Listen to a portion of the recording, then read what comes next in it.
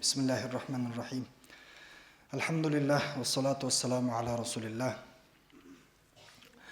Бүгінгі сабақта Алла Субханаху ва Таала жетекшілердің мойнында қандай міндеттерді қойған, мына ошол турасында жана диндегі улуу инсандардын бұл турасында айткан сөздөр турасында өтөбүз. Себеби кейбір инсандарды Алла Субханаху ва Таала кейбір жерлерге, кейбірөөнү элдерге башчы кылып, жетекчи кылып дайындаган, ар бирөөсүнүн жоопкерчилик милдеттери бар. Аллах Таала өзүнүн артыкчылыгы менен, айкөлдүгү менен Аллах Таала бир инсандын даражасын көтөрүп койгон. Бул Аллах тараптан берилген, бул жакшылык. Бирок ошо менен биргеликте инсан өзүнүн мойнундагы милдеттерди эч качан унутпаш керек. Мейли ал ким болсо дагычы, канчалык чоң мансапта, мандатта отурса дагы, бирок ал эч качан өзүнүн ошол иштеги милдеттерин унутпаш керек. Демек, бүгүнкү сабакта сахаба радиаллаху анхумдардын ошол жетекчилерге болгон насааттары, мына ошолор туурасында өтөбүз. Бул өтө зарыл бул насааттар, себеби кээ бир инсандар учурда жетекчи, ал эми кээ бир инсандар келечекте жетекчи болуп калышы мүмкүн. Кээ бир инсандардын кол астында бир канча инсандар кызматта, ал дагы жетекчи болуп эсептелет. Ал эми жок дегенде эле инсан өзүнүн үй бүлөсүнө жетекчи. Сүйүктүү пайгамбарыбыз саллаллаху алейхи ва саллам берекелүү хадисинде айткан: "Куллукум раин ва куллукум мас'улун ан раиятихи." Силердин баардыгыңар жоопкерчиликтүүсүңөр дейт. Жана кол астыңардагы нерселерден сөзсүз түрдө сураласыңар дейт. Алла Субханаху ва Таала бизге эмне милдеттерди берген болсо, ошолордон сөзсүз түрдө суралат экенбиз. Аллахтын алдында жүзүбүз жарык болуш үчүн ошол милдеттерибизди толук менен аткарышыбыз керек экен. Жетекчилердин милдеттери туурасында Умар радиаллаху анхунун өтө пайдалуу кеңеши, өтө пайдалуу насааты бар.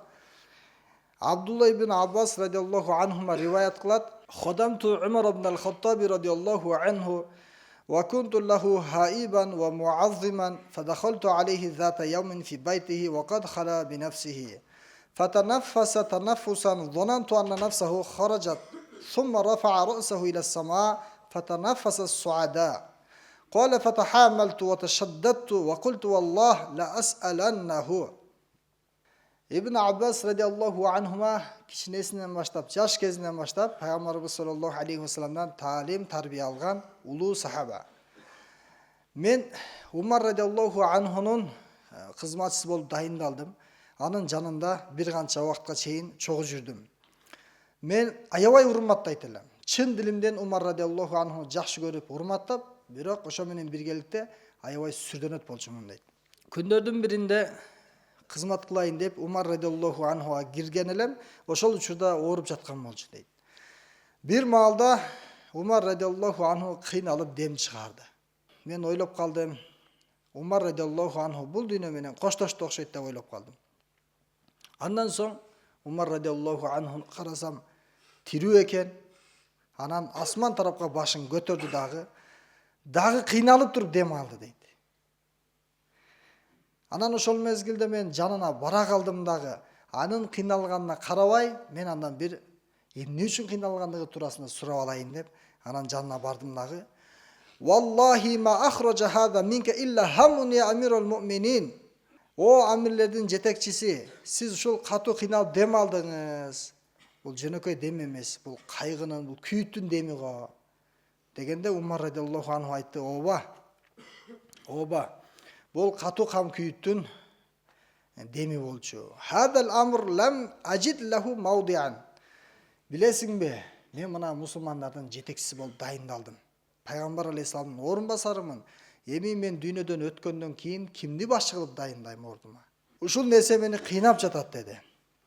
Андан соң айтты: "Ла'аллака тaqulu инна сахибака лаха", яни Алиян радиаллаху анху.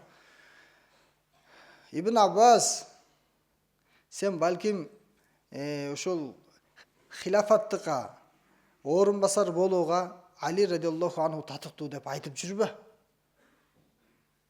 Сенин оюңда ошол Али радиаллаху анху падыша болсо деген ой болуп жүрбөсүн дейт. Анан айттым: "О момундардын амири, алайса хуа ахлаха фи хижратихи ва ахлаха фи сухбатихи ва ахлаха фи карабатихи." Али радиаллаху анху акыйкатта бул халифатка татыктуу башчы болууга. Себеби Али радиаллаху анху эң биринчи хижрат кылган, жана пайгамбар алейхисаламдын жанында дайыма чогуу жүргөн, жана пайгамбар алейхисаламдын жакын тууганы го. Али радиаллаху анху гана буга татыктуу эмеспи деп айттым дейт. Ошондо Умар радиаллаху анху айтат: "Лакин раджулун фихи дуаба, فذكره إلى أن قال إن هذا الأمر لا يحمله إلا اللين في غير ضعف والقوي في غير عنف والجواد في غير صرف والممسك في غير بخل." Бирок Али радиаллаху анху менин оюмча бул орунбасар болууга учурда татыктуу эмес деди. Себеби ал бир аз жаштык кылып кичине ойноп коюшу мүмкүн. Себеби амирликке, жетекчиликке бир гана мен айта турган 4 сыфат кимдин жашоосунда табылса ошол гана татыктуу дейт. Биринчи сыфаты ал алсыз эмес, бирок жумшак болуш керек дейт. Экинчиси ал катуу эмес, бирок бекем болуш керек. Үчүнчүсү ысырап кылбай турган, бирок өтө берешем болуш керек. Төртүнчүсү сараң эмес, бирок экономдуу, карамжалдуу болуш керек деди. 4 сыфатты айтты. Эгер ушул 4 сыфат табылганда, Али радиаллаху анху мен орунбасар кылмакмын. Бул кичине жашты кылып турат, учурда бул амир боло албайт деди. Умар радиаллаху анху ушул сөзүндө канчалык жетекчиге ушул сыфаттар зарыл экендигин айтып атат. Жетекчи болуш үчүн ушул сыфаттар өтө зарыл экен. Биринчиси жумшак болсун деди, бирок алсыз болуп кетпесин. Элдер анын башына чыгып кетпеш керек. Элдер аны тоотпой, элдер анын сөзүн кабыл кылбай калбаш керек экен да. Жумшак болуш керек экен, бирок алсыз болбош керек экен да. Алсыздыкка жол бербеш керек экен. Экинчиси күчтүү болуш керек, бекем болуш керек, бирок катуу болбош керек. Себеби катуу бул лаяксыз экен бул жетекчигечи. Катуу инсан адамдардын башын бириктирбейт, ал адамдардын башын бөлүп салат. Жана берешем болуш керек дейт. Колу ачык болуш керек, бирок ысырап кылбаш керек. Ысырапчылыкка жол бербей, бирок берешемдүүлүктү адат кылыш керек. Ал эми төртүнчүсү болсо сараң болбой, бирок карамжалдуу болуш керек. Мына ошол сыфаттар кимде табылган болсо, ал сөзсүз түрдө ал менин орунбасарым болууга татыктуу дейт. Умар радиаллаху анху айтат: "Ла ютиqu hadal amr illa rajulun la yusani' wa la yudari'u wa la yattabi'u al-matami'a wa la yuti'u amra Allahi illa rajulun la yatakallamu bi lisanihi kalimatan la yantaqidu azmuhu wa yahkumu bil haqqi ala hizbihi."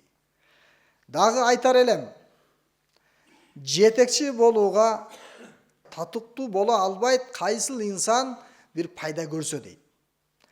Эгерде сен ушул ишти кылсаң, мен сага ушул ишти кылып берем, ушул ишиңди бүтүрөм деп элдерден пайда көрсө, ал жетекчи боло албайт. Экинчиден, ал мактанчак болбош керек. Мына мен кылып атам, мына мен болбогондо силердин акыбалыңар кандай болот эле? Мен силердин деңгээлиңерди, экономикаңарды көтөрдүм. Мына мен кылып атам деген сыфат болбош керек анда дейт. Эгер андай болсо ал татыксыз болуп калат. Ошондой эле өзүнүн максатын, өзүнүн чечимин жокко чыгара турган сөздөр болбош керек. Тактап айтканда, олутсуз, жанагындай оюн зоок жана башка сыфаттар дагы бул жетекчиликке ылайыксыз экен. Жана ваяхкуму бил хак аля хизбихи. Жана акыйкат кандай болсо, мына ошондой гана аткарыш керек дейт. Эгер ушул сыфаттын, мен айткан 4 сыфаттын бири эле кайсыл инсанда жок болсо, анда ал инсан бүткүл жанагы өзүнүн жоопкерчилигиндеги кол астындагы нерселердин баардыгын тең зыянга учуратат дейт. Бану Асад урусунан бир киши Умар радиаллаху анхуга мен жолуктум дейт. Ошол учурда Умар радиаллаху анху өзүнүн жамаатынан сурап жаткан экен. Алардын ичинде Толха, Салман, Зубейр жана Кааб аттуу сахабалар олтурган.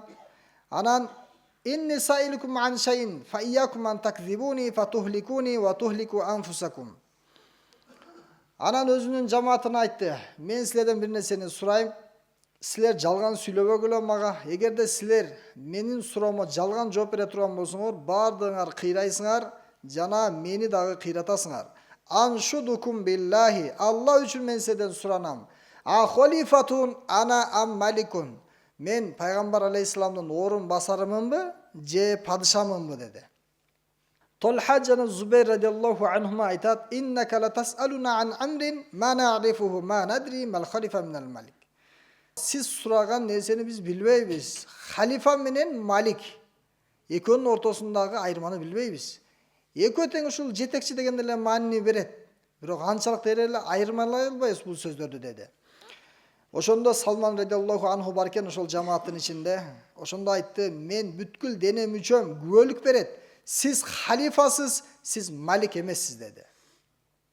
Умар радиаллаху анху: "Ин тaqul faqad kunta tadkhulu fa tajlisu ma Rasulillah sallallahu aleyhi ve sellem." Чындап эле Салман, сен билесиң да. Пайгамбар алейхисалам менен дайыма чогуу жүрөт элең, чогуу олтурат элең. Пайгамбар алейхисаламдан талим тарбиясын алган элең. Эми сен халифа менен малик деген сөздүн айырмасын сен гана билесиң да, бизге айтып берчи dedi. Ошондо Салман радиаллаху анху айтып атат: "Халифа деген бул пайгамбар алейхисаламдын көргөзгөн эрежеси менен ал жетекчиликти алып барат. Ал зулумдук кылбайт. Зулумдук кылса ал малик болуп калат, ал падыша болуп калат. Бирок сиз падыша эмессиз, сиз зулумдук кылган жоксуз эч кимге. Сиз пайгамбар алейхисаламдын орун басарысыз. Жана сиздин да жакшы сыфаттарыңыз бар. Аннака та'дилу фир раия. Сиз бардыгына бирдей карайсыз дейт. Бирөөнү өзүңүзгө жакын кылып, бирөөнү өзүңүздөн алыстатпайсыз. Бардыгына тең адилеттүүлүк кыласыз. Жана эгерде адамдарга кандайдыр бир нерсени жакшылыкты бөлүштүрсөңүз, тең бөлүштүрөсүз. Ва тушфиqu алейхим шафакатар раджила ала ахлихи. Адам өзүнүн үй бүлөсүнө кандай мээрим төккөн болсо, сиз өзүңүздүн жамаатыңызга ошончолук сиз мээримиңизди төгөсүз. Ва тaqdi би китабиллахи таала. Жана Аллахтын өкүмү менен сиз Аллахтын китеби менен чечим чыгарасыз dedi. Анан Кааб сахаба айтат: "Мен ошол чогулушта халифа менен малик деген сөздүн айырмачылыгын мен эле билем деп ойлогом" дейт. Алар билбейт го, ошо мен эле жооп берем го деп ойлосом, бирок Салман радиаллаху анху жооп берди. Аллах таала Салман радиаллаху анхунун жүрөгүнө данышмандыкты жана илимдин нурун салган. Андан соң Кааб радиаллаху анху ал дагы тура калды дагы: "Ашхаду аннака халифатун ва ласта би малик." Мен дагы мынакей Салман сахаба сыяктуу күбөлүк берем, сиз залым, падыша эмессиз. Сиз падыша эмессиз. Падышалар зулумдук кылып коюшу мүмкүн, бирок сиз адилеттүүлүктү гана кыласыз dedi. Ошондо Умар радиаллаху анху: "Ва кайфа зака?" А сен кайдан билесиң муну dedi. Кала ажидука фи китабилlah. Кааб радиаллаху анху айтып атат: "Мен сизди Алланын китебинде, тактап айтканда Торат китебинде мен сиздин сыфаттарыңызды таап жатам." Ошондо Умар радиаллаху анху: "Эмне Торат китебинде Умар деп менин атым аталыптырбы?" дейт.